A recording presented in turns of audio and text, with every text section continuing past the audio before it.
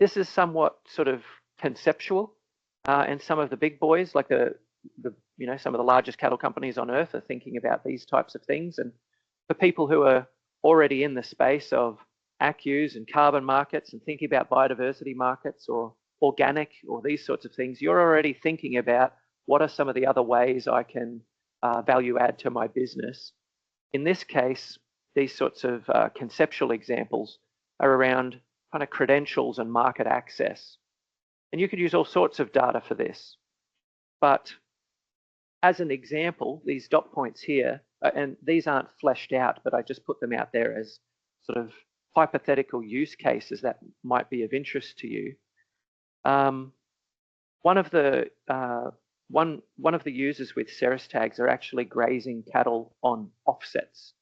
If you're familiar with offsets, they usually kick all the cattle off, and you're not allowed any cattle on offsets because they're highly sensitive areas and they're set aside for biodiversity, and cattle shall never go there.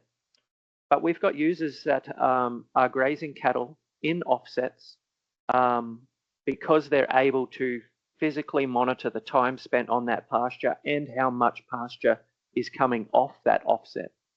So one of the pieces of data that CERESTAG will give you is kilograms of dry matter consumed per day. So if I've got my 10 cows or 100 cows grazing in an offset, I'm actually recording or estimating the number of kilos consumed. And your regulator, may decide, well, we've reached the threshold, we can move them on. One of the uses is that you can get access to sensitive areas like offsets, or it might be stock routes or something else with a biodiversity covenant or something like that. Other opportunities is that you could create your own like animal welfare score or metric. You could use rumination time as a proxy for disease. And if you're familiar with some of the cattle diseases that are out there, rumination time might be up here, and as soon as I get sick, that'll crash. And then after a couple of days, it'll pick back up again. Now, the tag is not diagnosing the disease, but it's certainly telling you that that animal's unhappy and it's not ruminating. And you might find rumination time or a combination of other things could be a very useful indicator of animal welfare or disease or illness. And you could turn that into an animal welfare metric or some sort of score. And that could be used for value-added products or branded products going into a particular target market. Or you might use it just as a sort of a labeling exercise through marketing and get an indirect benefit through that way. Some of the low-hanging fruit in that space is around EU deforestation-free beef. CERESTAGs are a great way to demonstrate that you're not grazing in those types of areas, and the data can just go straight to the regulator or straight to AgriProve, who can provide it to the regulator.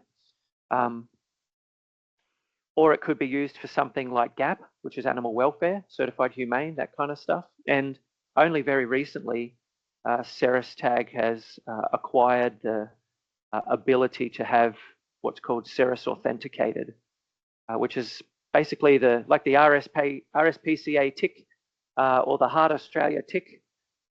You would have a CERES authenticated tick that you're able to prove with data that what you say is going on is actually going on. The audit trail is not reliant on a survey where you just promise to have done these things, but you actually got real data demonstrating those things. And that's valuable to a lot of markets. And other options down there at the bottom, so things like sale yards, process of rejections. You can prove some stuff. And in fact, one of the clients that is doing this in these offsets, they're a fan of the phrase, "Don't trust us, we can prove it." So you might, if you're in that space, you might think, now I have individual level daily behavioral data for my cattle, where they are, what they're doing, and that information could be monetized to achieve certain credentials and access certain markets, which may be more or less profitable to you depending on your business. And I can tell you our biggest sort of vertically integrated beef producers are absolutely thinking about these things.